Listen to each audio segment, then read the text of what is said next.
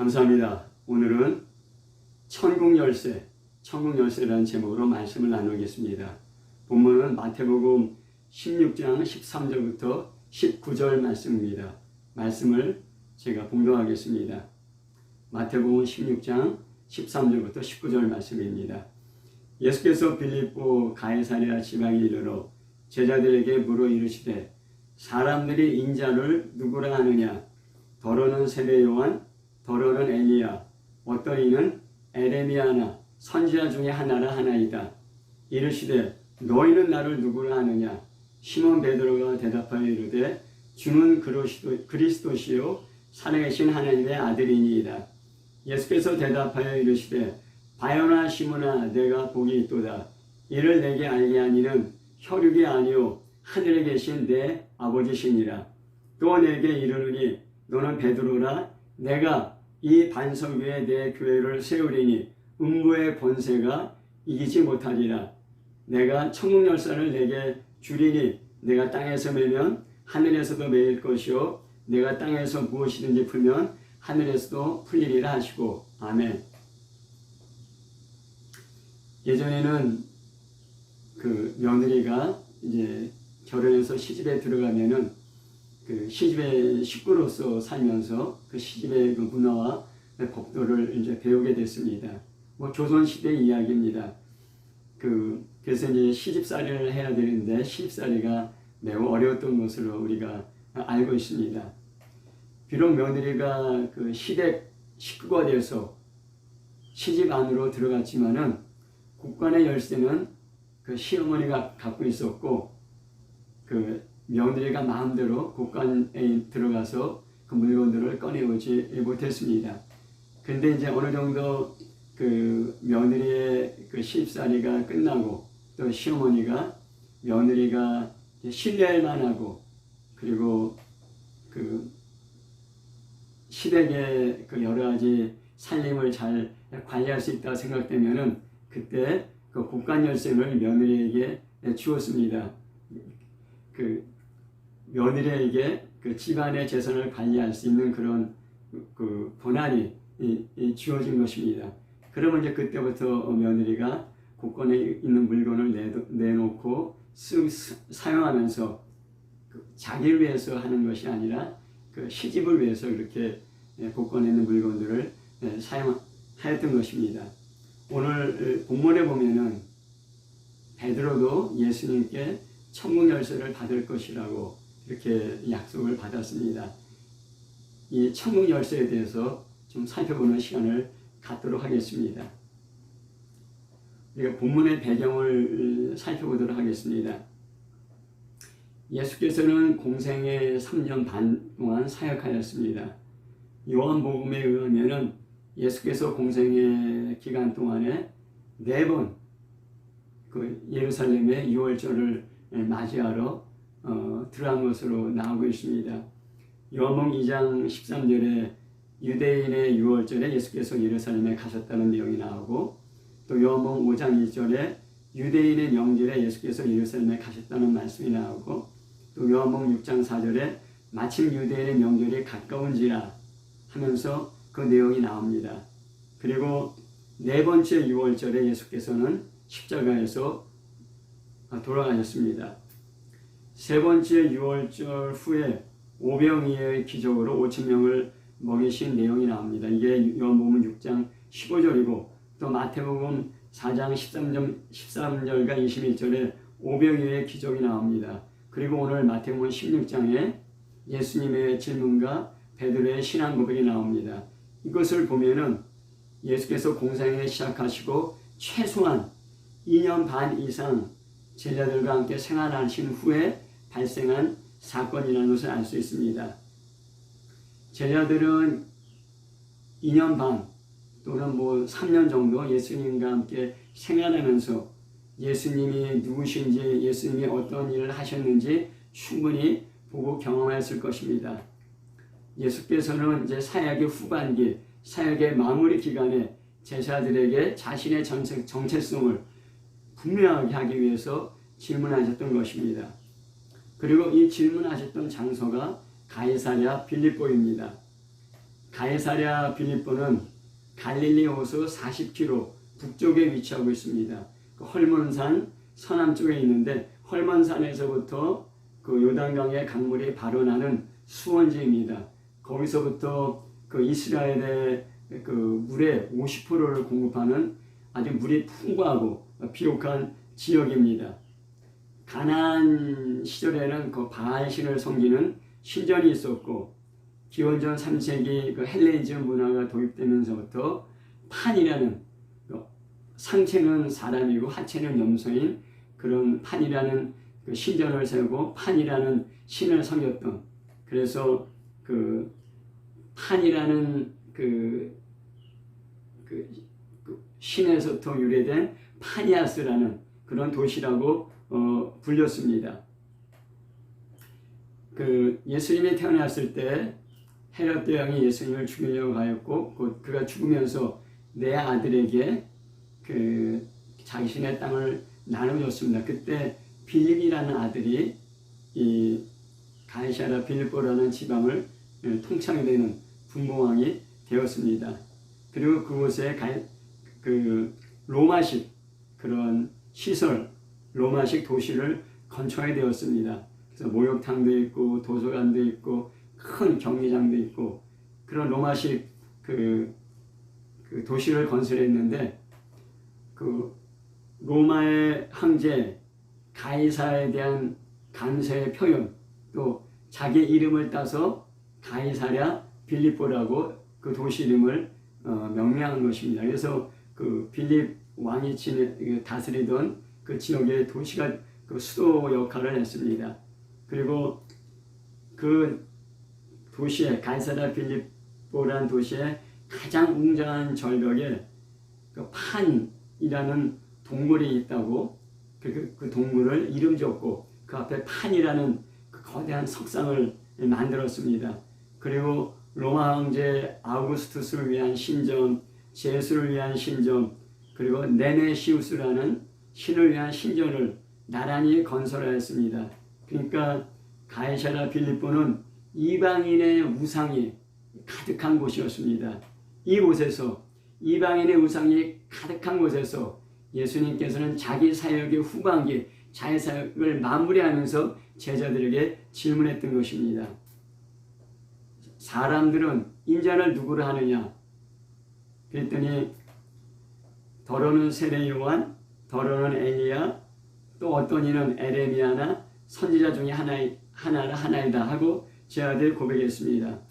또 예수님 자신도 자신을 선지자라고 칭하였습니다. 고향 사람들이 자기를 배척할 때 마태복음 13장 57절에 예수께서 그들에게 말씀하시되 선지자가 자기 고향과 집 외에는 존경받지 않음이 없느니라 하였습니다. 물론 예수님은 이 땅에 오셔서 선지자의 역할을 했습니다. 그래서 하나님 말씀을 선포했습니다. 그뿐만 아니라 예수님은 제사장으로서 백성들의 죄를 짊어지고 십자가에서 죽으셨고 또 왕으로서 하늘과 땅의 모든 권세를 가진 왕으로서 그 다스리는 선지자와 제사장과 왕의 직분을, 그 3등 직분을 감당하였던 것입니다.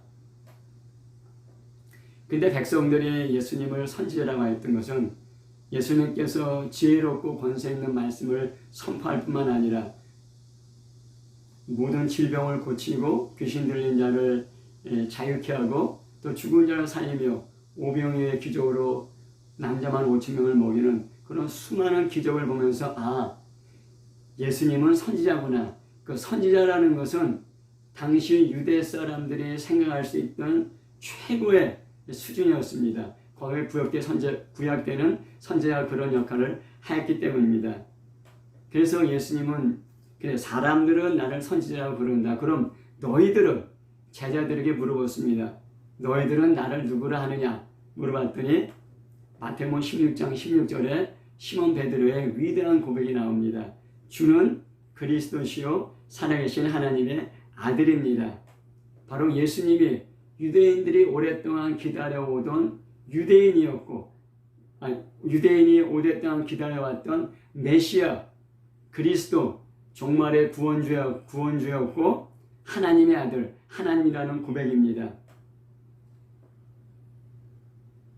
물론 그 전에도 제자들이 예수님을 하나님의 아들이라고 고백한 적이 있습니다.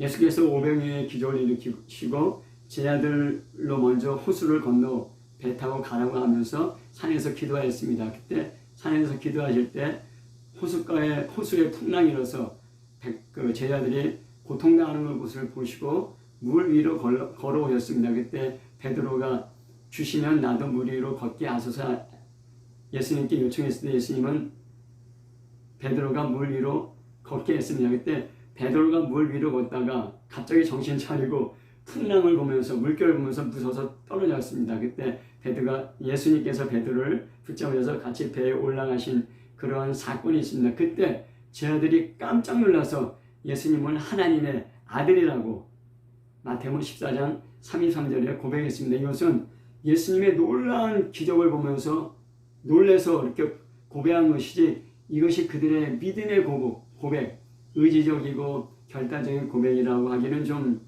어렵습니다.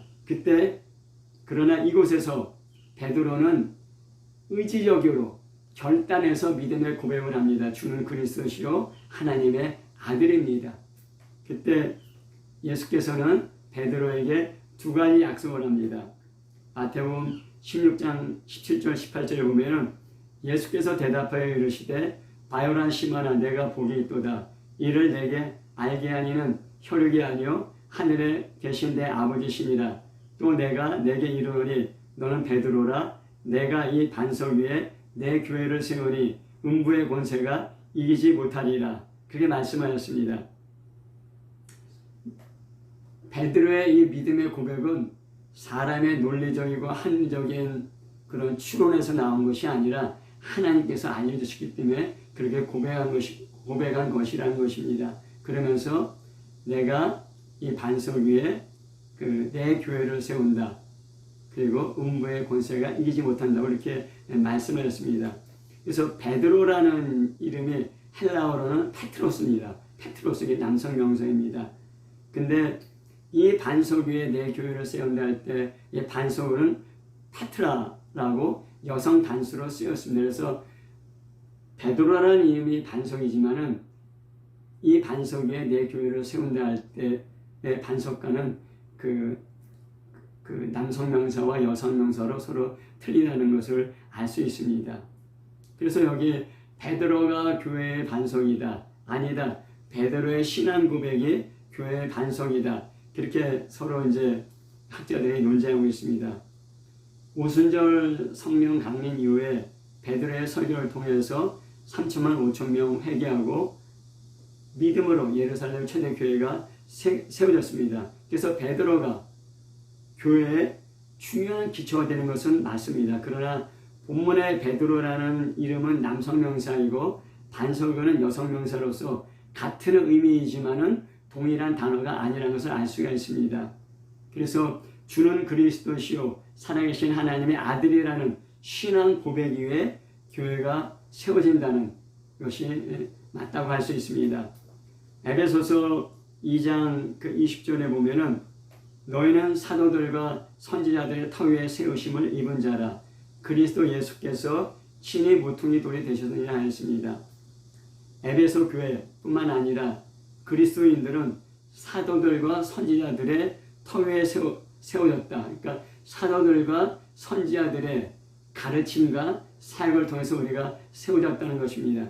베드로만이 교회의 반석이 되는 것이 아니라 수많은 선지자들과 사도들의 가르침과 사역을 통해서 우리가 주 예수 그리스도의 교회로 세워졌다. 그래서 이런 내용을 살펴볼 때 주는 그리스도시요 살아계신 하나님의 아들이라는 이 신앙 고백 위에 주님의 몸된 교회가 세워진다는 것이 맞습니다.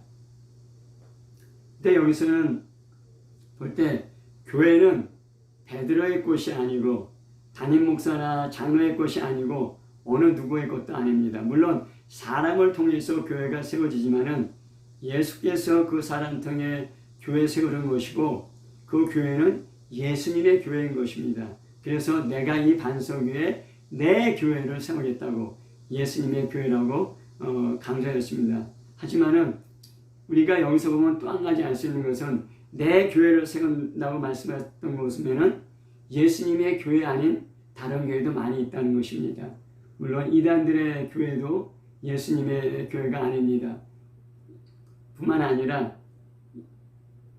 어떤 담임 목사나 어떤 장로가 이 교회가 내가 세운 교회라고 주장하면서 자기 마음대로 이 교회를 이끌고 가려고 할 때 그 교회는 예수님의 교회가 아니라 다른 사람들의 교회가 되는 것이 됩니다. 그래서 이 교회가 반드시 예수님의 교회가 되도록 우리가 마음을 기울이고 또 예수님을 더욱더 구하는 그런 신앙인이 되어야 됩니다.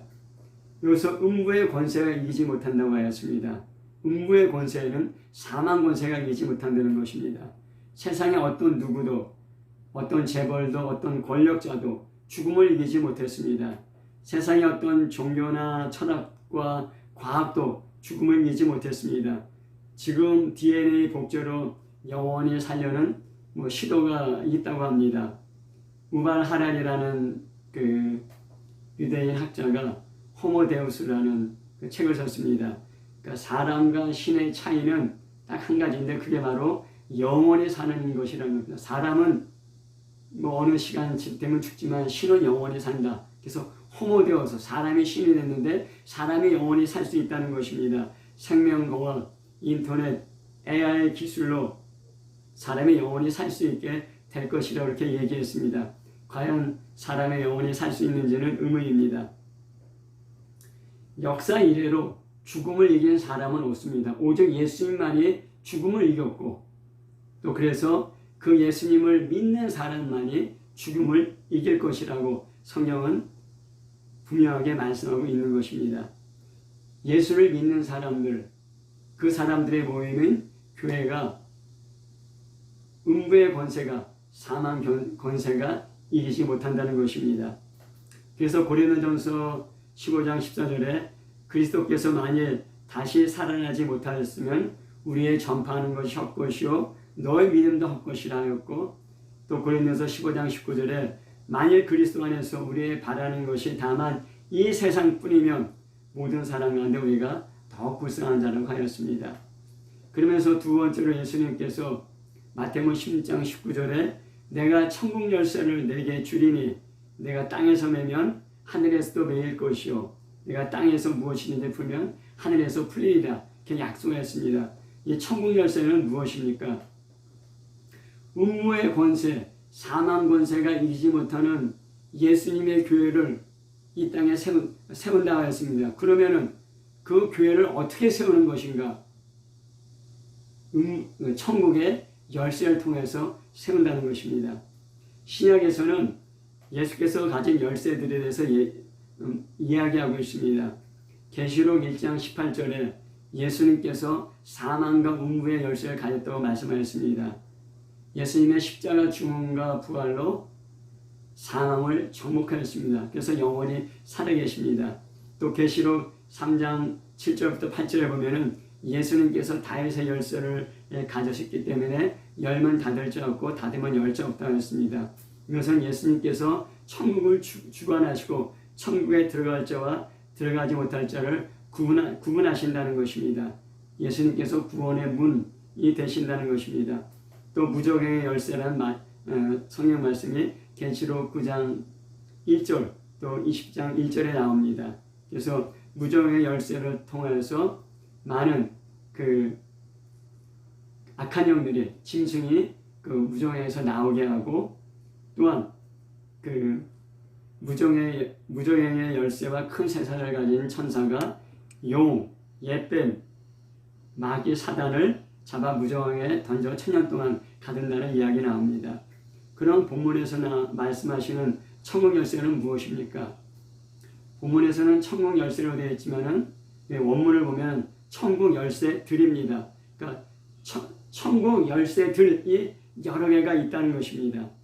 누가 어떤 집에 열쇠를 갖고 있다면은 그 사람은 그 집에 들어갈 수 있습니다. 또 다른 사람이 그 집에 들어갈 수 있도록 문을 열어줄 수도 있습니다. 그리고 그 집 안에 있는 물건을 꺼내서 사용할 수가 있습니다. 근데 만약에 그 집에 열쇠를 갖고 있는데 그 집에 여러 가지 방이 있고 여러 개의 방이 있고 단지 그 집의 열쇠만 갖고 있고 방의 열쇠를 갖고 있지 못하다면은 그 집은 들어갈 수 있지만은 그 방에는 들어가서 그 방에 있는 것을 꺼내갈 수 없습니다.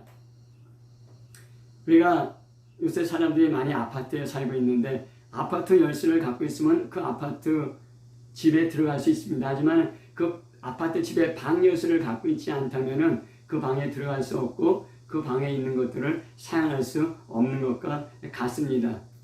오늘 말씀을 통해서 천국 열쇠들의 특징을 보면은 마태복음 16장 19절 상반절에 내가 천국 열쇠를 내게 주리니 하였습니다. 그러니까 천국 열쇠는 예수님 것입니다. 예수님이 소유하고 있는 천국 열쇠를 베드로에게 준다는 것입니다. 그러니까 예수님께서 베드로에게 내가 천국 열쇠를 내게 주리니 하면서 미래형으로 되어 있습니다.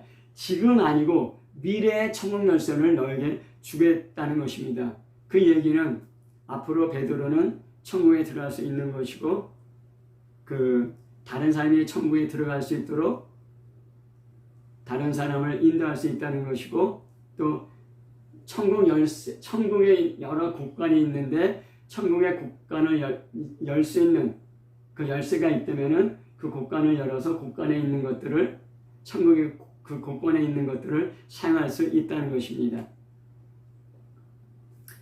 또 마태복음 16장 19절 하반절에 내가 땅에서 무엇이든지 매면 하늘에서도 매일 것이요 내가 땅에서 무엇이든지 풀면 하늘에서 풀리리라 하였습니다. 이것은 그 랍비들의 그 전통적인 용어입니다.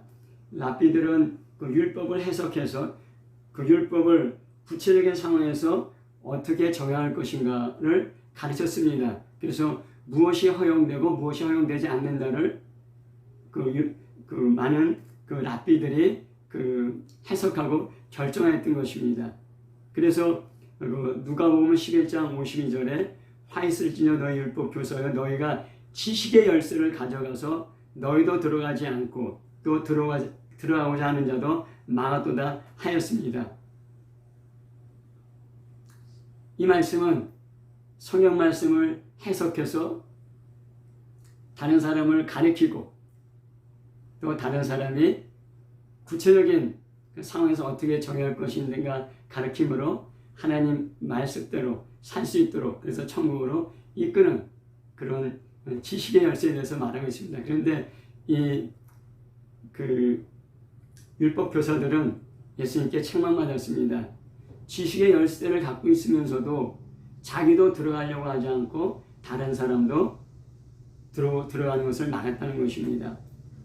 마태복음 18장 18절부터 19절에 보면은 진실로 너에게 이르노니 무엇이든지 너희가 땅에서 매면 하늘에서도 매일 것이요 무엇이든지 땅에서 풀면 하늘에서 풀리리라. 진실로 다시 너에게 말하노니 너희 중에 두 사람이 땅에서 합심하여 무엇이든지 구하면 하늘에 계신 내 아버지께서 그들을 위하여 이루어 주시리라 하였습니다. 이 말씀은 어떤 형제가 죄를 보면서 그 사람이 가서 권면했는데 그 말을 듣지 않으면 두세 사람이 가서 함께 권면하고 그래도 말을 듣지 않으면 교회에 얘기하고 교회가 그 사람에게 권면해도 듣지 않으면 이방인과 세리처럼 여기라고 교회에서 쫓아내려가는 치리권을 말합니다.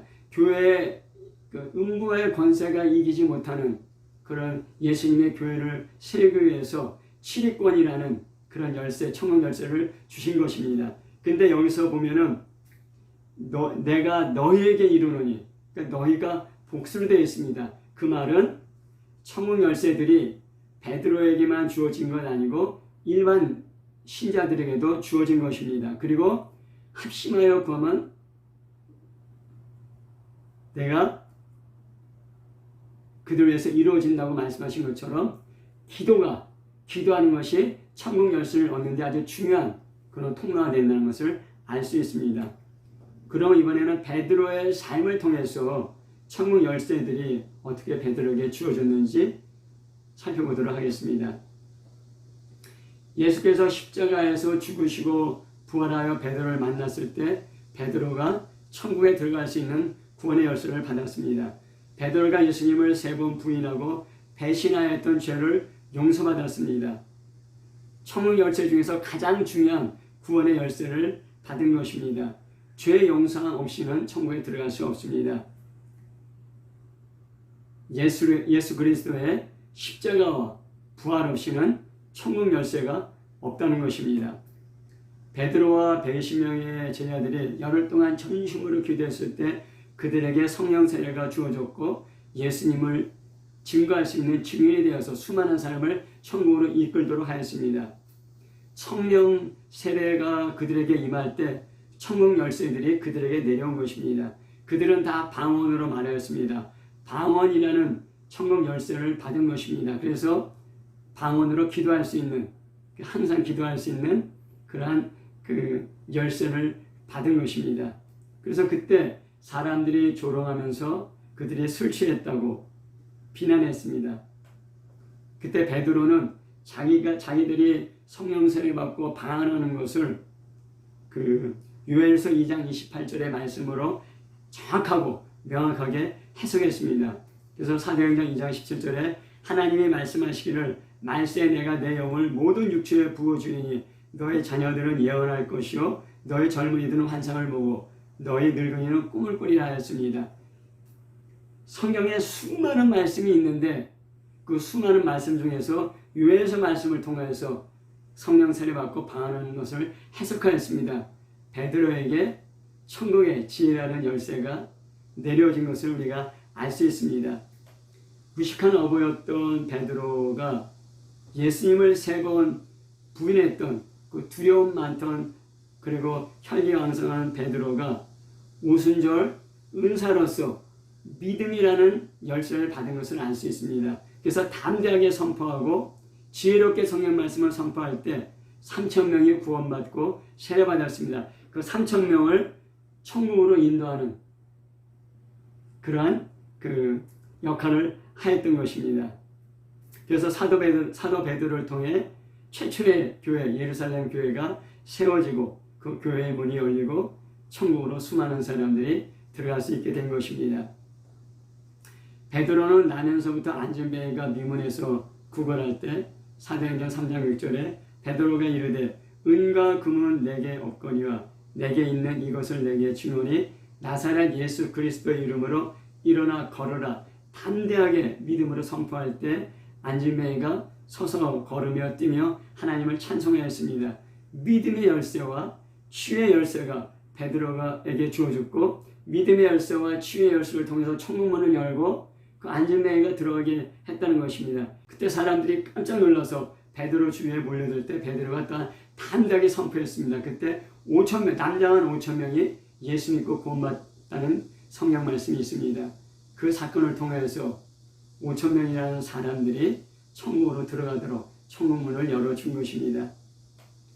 그 예루살렘 유대교 공회원들이 베드로에게 예수 이름 전파하지 말라고 위협하였습니다. 그때 베드로는 사도행전 4장 19절부터 20절에 베드로와 요한이 대답하여 이르되 하나님 앞에서 너의 말을 듣는 것이 하나님 말씀 듣는 것보다 옳은가 판단하라. 우리는 보고 들은 것을 말하지 아니할 수 없다. 만약에 그 베드로와 제자들이 예루살렘 유대교 공회원들의 위협에 협박해서 전파하지 않았다면은 천국문은 열리지 못했을 것입니다. 하지만은 죽음을 각오하고 담대하게 선포했을 때 구원받는 백성이 날마다 더해진 것입니다. 그러니까 베드로에게는 믿음의 용기라는 그런 천국 열쇠가 있어서 계속 그 천국 열쇠를 열고 사람들을 천국으로 들어가도록 했습니다. 또 아나니아와 삽비라가 거짓으로 성령을 속이고 헌금할 때 베드로는 이를 깨닫고 책망하였습니다. 그때 아나니아와 삽비라는 죽었습니다. 베드로는 아나니아와 삽비라의 그 영적인 상태를 알 수 있었고 그들의 영적인 정보를 깨달을 수 있었습니다. 이게 지식의 영, 또 영분별의 이것은 또 지식 또는 영분별이라 할 수 있습니다. 지식과 영분별이라는 천국 열쇠가 베드로에게 주어진 것을 알 수 있고 그러므로 이 사건을 통해서 듣는 사람이 크게 두려워하였고 교회가 거짓으로 무너지지 않고 부패하지 않고 든든하게 세워지게 된 것입니다. 사도행전 5장 15절 16절에 보면은 심지어 병든 사람을 메고 거리에 나가 침대와 요 위에 누이고 베드로가 지날 때 혹 그의 그림자라도 누구에게 덮일까 바라고 예루살렘 부근에 수많은 사람들도 모여 병든 사람과 더러운 귀신에게 괴로움을 받는 사람을 데리고 와서 다 나음을 얻으니라. 치유의 열쇠, 능력이라는 천국 열쇠를 통해서 많은 사람들이 주께 들어오도록 천문을 열었다는 것입니다. 베드로가 로마 백부장 고넬레 집에서 설교할 때 그들에게 성령이 임하였습니다. 베드로 통해서 이방인 선교의 문이 열리고 수많은 이방인 교회가 세워지고 이방인이 천국에 들어올 수 있도록 천국문을 여는 열쇠를 돌렸던 것을 알 수 있습니다. 베드로의 뒤를 이어 바울이 이방인 선교를 확대하였습니다. 이때 문제된 것이 구원받은 이방인들이 모세의 율법을 지켜야 하는가의 문제였습니다. 특히 안식일 준수, 할례, 정결한 음식과 부정 음식의 구분 문제가 심각하였습니다. 이 문제 해결하기 위해서 예루살렘에서 회의가 열렸습니다. 많은 변론 후에 베드로가 그들도 동일하게 주 예수의 은혜로 구원받는 줄을 믿노라 하고 이야기했습니다. 율법을 지키면서 구원받는 것이 아니라 믿음으로 은혜로 구원받는다고 베드로가 그 고넬료의 경험을 통해서 확신한 그 믿음의 선포를 하였던 것입니다. 그때 당시 예루살렘 교회의 당회장은 예수님의 동생 야고보였습니다. 사도행전 15장 19절부터 20절에 그러므로 내 의견에는 이방인 중에서 하나님께로 돌아오는 자들을 괴롭게 하지 말고 다만 우상의 더러운 것과 음행과 목매어 죽인 것과 피를 멀리하라고 편지하는 것이 옳으니라 하면서 최종적으로 결정을 내렸습니다. 당연합니다. 야고보가 예루살렘 교회의 당회장이었기 때문입니다.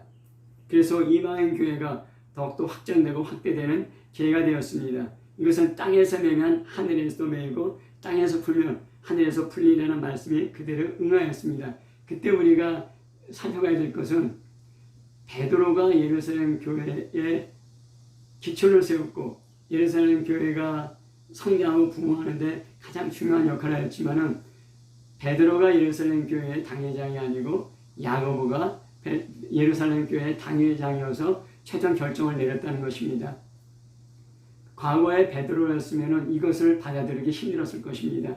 내가 예루살렘 교회 당회장이 되어야 되는데 한데 베드로는 이것을 받아들이고 자기 사역에 집중했습니다. 베드로에게 겸손이라는 천국 열쇠가 내려진 것입니다. 그래서 베드로와 야고보가 분쟁하지 않고 야고보가 최종 결정 내리고 또 그대로 이방인 선교가 이루어진 것입니다.